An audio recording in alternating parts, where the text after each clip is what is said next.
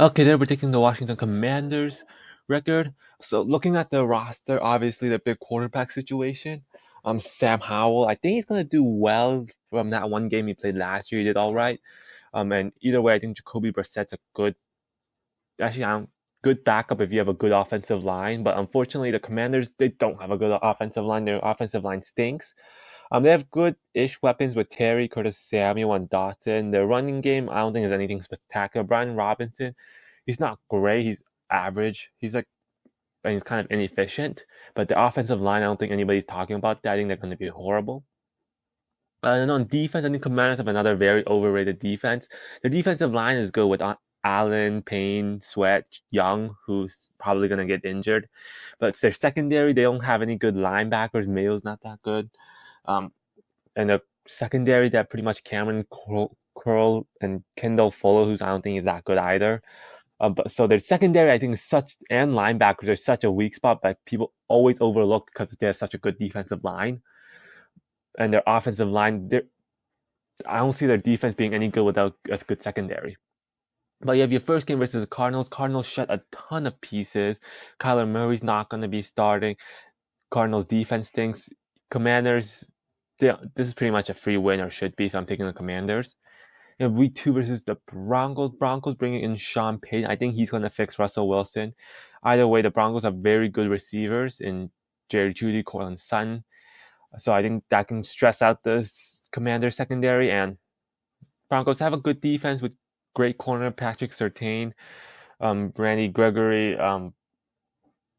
So I do think they can shut down the Commanders' offense. I'm taking the Broncos here. Then you have the Bills. I just don't see the Commanders beating the Bills. Their Bills' offense is too high-powered. But Commanders do have a little home field advantage, so I'm still taking the Bills here. Then you have them versus the Eagles.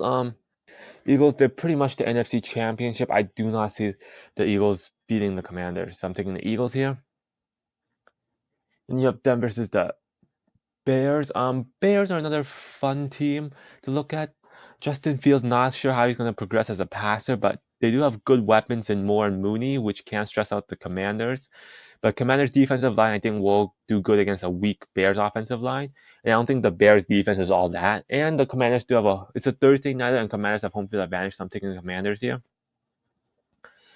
And then you have them versus the Falcons. I think Falcons' running game is too good, even though the Commanders do have a good pass rush that should shut down the Falcons' passing game since they have a good defensive line. But their linebackers are so weak, I think the Falcons can run all over them.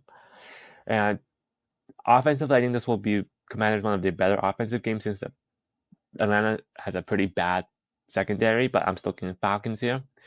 And you have Denver versus Giants. Giants aren't as talented, but they do have this good coach, so I'm taking the Giants here. And then you have a game versus the Eagles again.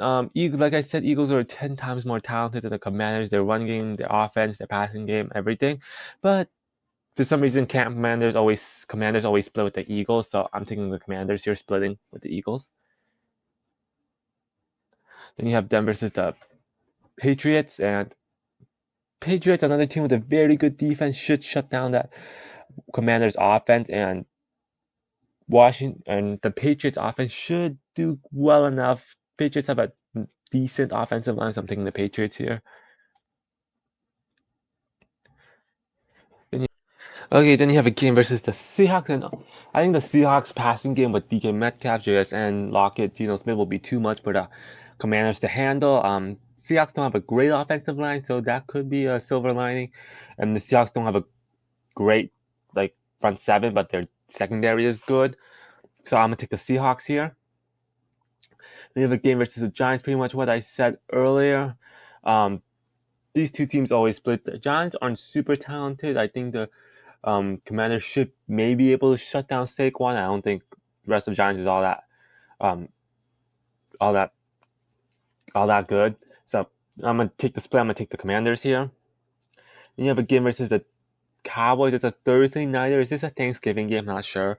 But it's a Thursday nighter. I just don't. I don't. Cowboys are just too talented. I'm gonna take the Cowboys. Then you have a game versus the Dolphins. Dolphins, another team with a great passing game, could definitely stress out the Commanders secondary.